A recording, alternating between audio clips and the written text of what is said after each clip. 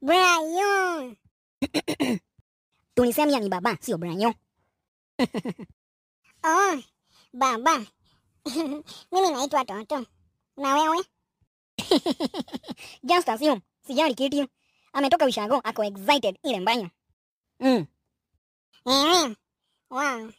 Tulikuwa na kina Shosho na Guka. Alafu mama akakuja akasema, uko nje baba yangu. Umetumia fine? Hata nilikuwa nashindwa, kwani mmechukua masaa mengi aje na ni hapa tu Ushago.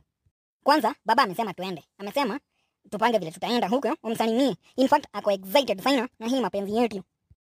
Alisema uende na mbuzi. Mbuzi tena. Wengo, hakuna mbuzi alisema. Huyo mtoto na yeye. Alikuwa anasema niende na mbuzi, niende nikachunge. Nikamwambia hapana, mimi sitakaa huko. Ndio ninarudi Nairobi, juu nilikuwa nimekujia mtoto tu. Hakuna mahali alisema ati ukuja na mbuzi. Ni mimi alikuwa anatumia mbuzi. Unaongea sana, unazidi unga. Sijazidi unga. Ni vile tu nilikuwa najaribu tu kukwambia hiyo kitu. Oh. Yeah, so we are back with our firstborn daughter. Oh, are you happy? Wewe ndio baba yangu. Utakuanga naninunulianga toy. Mama haninunuliangi toy.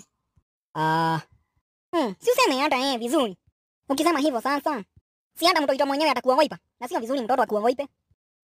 Mimi siwezi ogopa baba. Hata baba hawezi niogopa.